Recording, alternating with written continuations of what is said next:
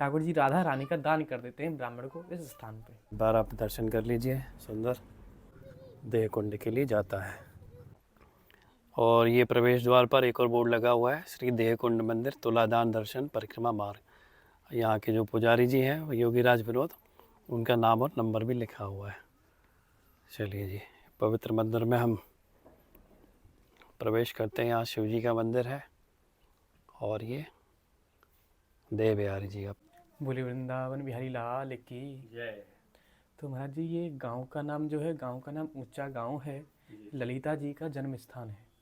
ललिता जी जो है वो राधा रानी की अष्ट सखियों में प्रधान सखी हैं और राधा रानी से भी उम्र में बड़ी हैं और उनकी गुरु भी हैं। ये जो स्थान है ये देह कुंड मंदिर है। मंदिर के बाहर एक कुंड है, कुंड का नाम है देह कुंड।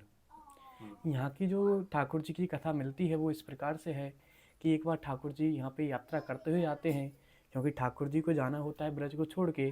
तो ब्रजवासियों कल्याण के लिए ठाकुर जी ने ब्रज में सभी तीर्थों को स्थान दिया है। स्थान देने के लिए ठाकुर जी परिक्रमा करते हैं 84 कोस की। तो परिक्रमा करते करते जब इस स्थान पे आए हैं तो उस समय यहाँ पे एक तीर्थ हुआ करता था देवकुंड नाम से। देवकुंड नाम से कुछ लोग आज भी कंफ्यूज होते हैं कि देवकुंड है कि देह कुंड है। पहले देवकुंड था, आज देह कुंड है, दोनों एक ही चीज़ है। तो ठाकुर जी उस समय के देवकुंड नाम के स्थान पे आते हैं। तो अचानक से ठाकुर जी के समक्ष एक ब्राह्मण आते हैं।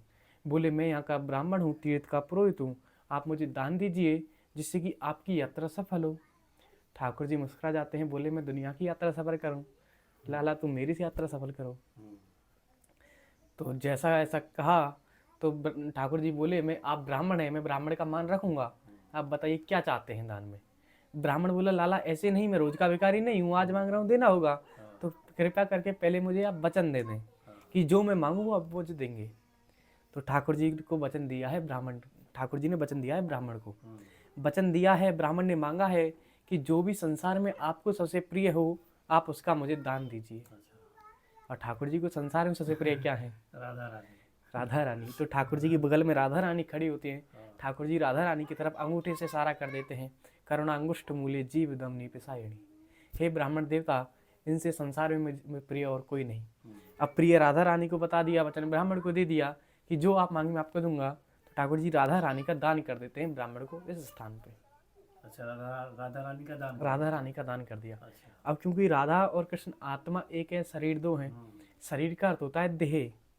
तो ठाकुर जी राधा रूपी देह का दान करते हैं इस स्थान पे, इसलिए कुंड का नाम देव कुंड हो जाता है, देह कुंड। अच्छा। ये हैं देह बिहारी जी। राधा रानी की देह का त्याग है सब। देह का त्याग नहीं किया, राधा और कृष्ण एक प्राण दो देह है। हाँ। तो ठाकुर जी ने अपनी दूसरी देह यानी राधा रूपी देह का दान कर दिया, इसलिए कुंड का नाम देह कुंड हो जाए। जब दान इसी जगह। हाँ, अब दान दी वस्तु पर किसका अधिकार हुआ? दान लेने वाले ब्राह्मण का। जब ब्राह्मण अपने साथ राधा रानी को लेकर चलता है तो ठाकुर जी ने सोचा है बिना राधे के तो मैं रह नहीं सकता। तो राधा रानी को वापस मांगने लगे हैं ठाकुर जी ब्राह्मण से। जब वापस मांगा है तो ब्राह्मण बोले प्रभु राधा रानी आपने हमको दान में दी हैं, उधार तो दी नहीं है कि जब मन चाह मांग लिया वापस। तो ठाकुर जी बोले कि आप इनके बले जो मांगोगे मैं आपको दूंगा, पर हमको राधा रानी को वापस करो, क्योंकि बिना राधा रानी के हमारे रहना हमारे लिए संभव है नहीं। तो ठाकुर जी राधा रानी को वापस मांगते हैं और ब्राह्मण से ऐसा कहा है तो ब्राह्मण बोला अगर आप राधा रानी को वापस चाहते हो तो दान दी वस्तु आपको तभी वापस मिल सकती है तब आप उसके वजन के बराबर तोल करके सोने का दान देते हो। तो की और राधा को मोल दियो सोने से तोल, लियो कृष्ण कन्हैया ने राधा धनन मोल, रखो पंडित को मान दियो सोने को दान। एक तराजू में बिठा के राधा रानी को, दूसरी तरफ उनके वजन के बराबर सोना रखा है तराजू में, सोना बराबर किया है, तोला है राधा रानी को। जब सोना बराबर हो गया तो वो सोना ब्राह्मण को दिया है, राधा रानी को बस वापस लिया है। इसलिए तुलादान का भी दर्शन है मंदिर के पीछे। ये एक कथा मिलती है जो पुष्टि मार्ग बल्वाचार्य जी के अनुसार है।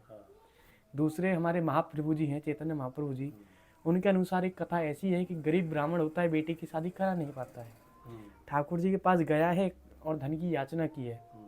ठाकुर जी ने कहा मेरा जो धन है, मेरे पास जो भी है वो सिर्फ राधा रानी है, तो आप इन्हीं का दान ले लो मेरे से। इतना भर कहा है ठाकुर जी ने ब्राह्मण को। ब्राह्मण रोने लगता है, कहता है प्रभु मैं ब्राह्मण बेचारो मेरो मत कर अपमान, रख राधा धन तेरो मेरो तुझको प्रणाम। पहले से ही किशोरी लेकर पकड़ूं मैं कान, और दूजी किशोरी देकर करता है एहसान। कि पहले से ही आपने बेटी दे रखी है, उसकी तो मेरे से शादी हो नहीं रही है, उसके लिए मैं भिखारी बना फिर रहा हूँ। अब आप मेरे को दूसरी बेटी दे रहे हो, वो भी राधा रानी जैसी, जिनका लालन पालन करना भी संभव नहीं है। कहाँ महलों में रहने वाली ये, और कहाँ मैं झोंपड़पट्टी में रहने वाला हूँ। कहाँ ही राजभोग छप्पन भोग खाने वाली, कहाँ अपना जो मिल जाता है उसी में गुजारा करने वाला। तो मेरे से तो राधा रानी का लालन पालन भी करना संभव नहीं है। तो ब्राह्मण ठाकुर जी के सामने हाथ खड़े कर देता है। हाथ खड़े कर देने से मेरा मतलब है समर्पण करता है ठाकुर जी के समर्पण। और उस ठाकुर जी के समक्ष आपने समर्पण कर दिया तो इसका अर्थ निकल के आता है भक्ति से। ब्राह्मण को भक्ति प्राप्त हुई है, ठाकुर जी ने कृपा पात्र बनाया है, और उसकी बेटी के लिए राधा रानी के वजन के बराबर तोल करके सोना ब्राह्मण को दिया है, जिससे उसकी बेटी की शादी हुई है। तो ये देह कुंड की जो है लीला है। दूसरी वाली कथा मैंने सुनी, पहले वाली जो आपने सुनी वो नहीं सुनी। हाँ, वो अलग अलग जो महाप्रभु जी हैं, बल्लभाचार्य जी हैं, माधवाचार्य जी हैं, अलग अलग संत के अलग अलग भाव हैं। हाँ, संत आते हैं, ध्यान लगाते हैं, जैसे उनके भाव में ठाकुर जी उनको दर्शन देते हैं। क्योंकि ये कथा जो है वो भागवत में भी नहीं है, भागवत में भी नहीं, ब्रज की बहुत सारी लीलाएं नहीं है भागवत में। अब क्यों नहीं है? क्योंकि भागवत को पूरा होना था 7 दिन में, और ठाकुर जी की ब्रज में जो अवधि मानी जाती है वो मानी जाती है 11 साल 56 दिन की। अब एक एक दिन की लीला भागवत में होती तो 7 दिन तो छोड़ो, भागवत 14 दिन में भी कंप्लीट नहीं हो पाती, इतने दिन में भी कंप्लीट नहीं हो पाती। तो इसीलिए अब आप पूछोगे आप हमको कैसे पता, तो अलग ये जो जहाँ ठाकुर जी क्षण के लिए प्रकट हो जाएं वो भूमि लौकिक से अलौकिक हो जाती है।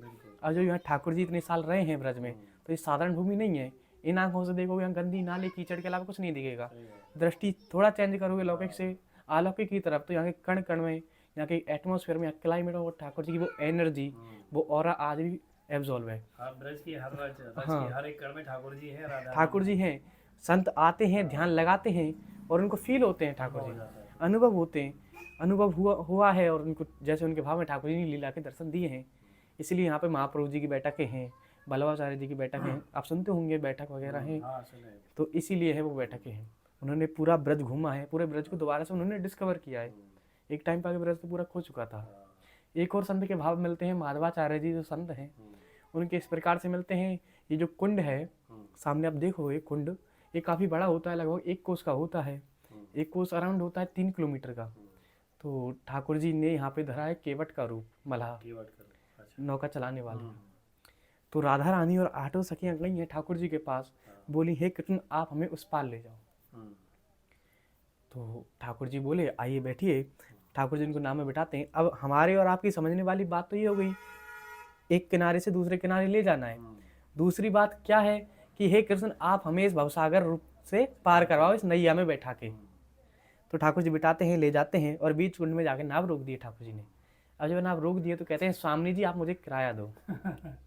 राधा रानी और 8 सखियां मुस्कुरा जाती है, ना तो प्रभु आप उस पार ले गए ना उस पार ले गए, बीच में किराया मांग रहे हो।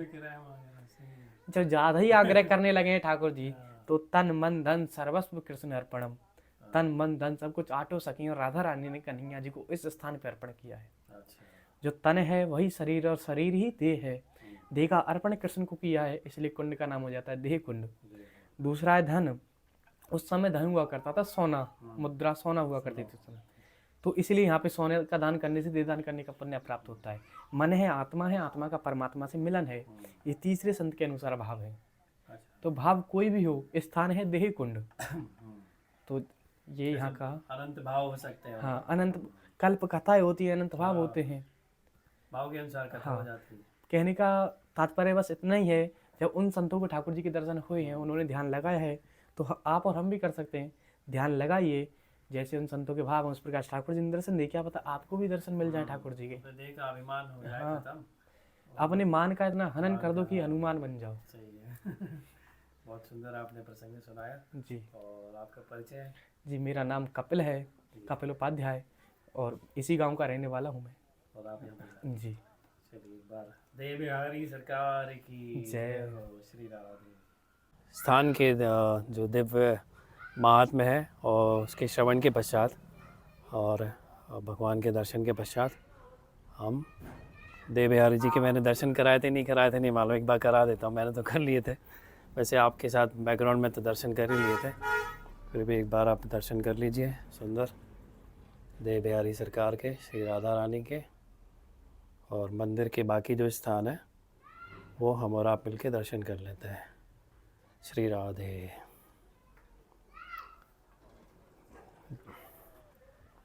ये मंदिर का सुंदर परिसर है। ऊपर जो ललिता सखी का मंदिर है जहाँ हम अभी दर्शन करके आए हैं, और सीढ़ियाँ जब उतर के आते हैं तो रोड दिख ही रही है, वहाँ से ठीक सामने क्रॉस करके ये देव बिहारी सरकार का जहाँ पर देव कुंड भी है उसके दर्शन करके हम आगे जो इस परिसर में सुंदर सुंदर मंदिर हैं उनके दर्शन कर देते हैं। तो तुलादान वाले जो दर्शन है वो भी हम करते हैं।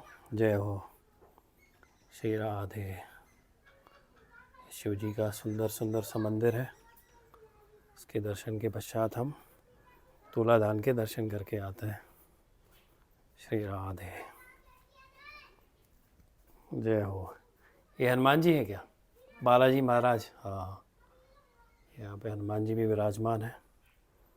श्री राम, जय श्री राम। ठाकुर श्री राधा बिहारी जी महाराज की जय हो। तुलादान। तो ये है वो जो अभी दिव्य महात्म्य जो हमको श्रवण करने मिला कि ये देखिए राधा रानी है तुला में, है ना पंडित जी? हाँ, आप थोड़ा दर्शन करा दीजिए ना अंदर जाके, मैं यहाँ से बनाता हूँ, आप बता दीजिए। और तुला में दूसरी तरफ, एक तरफ राधा रानी है, दूसरे में वजन के बराबर सोना है। हाँ, यहाँ पर ठाकुर जी ने राधा रानी के शरीर के बराबर तोल करके सोने का दान दिया। सोने का दान दिया। ये उस तुलादान का दर्शन है। सुंदर। तो आप भी उनके भाई हैं? हाँ जी। हाँ, तो दोनों जो पुजारी जी हैं भाई हैं और इसी ग्राम ऊंचा गांव से हैं। सो जो तुलादान वाली कथा हमने श्रवण की अभी, उसके विग्रह स्वरूप में ऐसे तुला है और राधा रानी है और उनके वजन के बराबर सोना ऐसे तोल के ब्राह्मण को दान दिया गया था, है ना जी? श्री राधे। और इस तरफ और क्या है? इस तरफ देह कुंड है। ब्रज कुंड। तो यहाँ से रास्ता जाता है क्या? हाँ। पास में ही है क्या? यहीं चला जाऊँ? देह कुंड इसी को कहते हैं ना? हाँ, ये इधर से। देह कुंड इसी को कहते हैं। हाँ हाँ, ये थोड़ा दिखा दूँ मैं इधर। तो मंदिर परिसर में ही है, सुंदर सा लता पताएँ हैं, सुंदर सुंदर वृक्ष हैं इस परिसर में। और यहाँ की जो शांति और सुकून है ना, जो मैं यहाँ पे अनुभव कर पा रहा हूँ, वो लाजवाब है। पक्षियों की चहचहाहट और इस पवित्र स्थान पर जो भगवान ने लीला की है उसकी वजह से इतनी सुंदर सुंदर दिव्य अनुभूति है यहाँ कि भजन करने के लिए और भगवान को अगर प्राप्त करना हो तो उस जगह के लिए, उस उद्देश्य के लिए ये स्थान बड़ा पवित्र है। तो ललिता सखी जी का गांव बहुत सुंदर गांव है।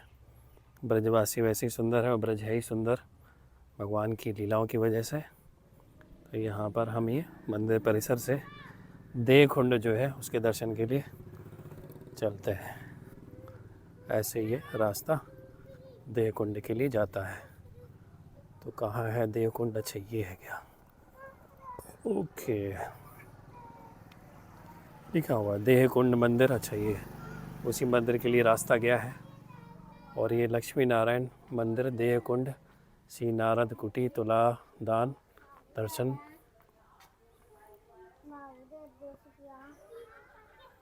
ये है जी देह कुंड।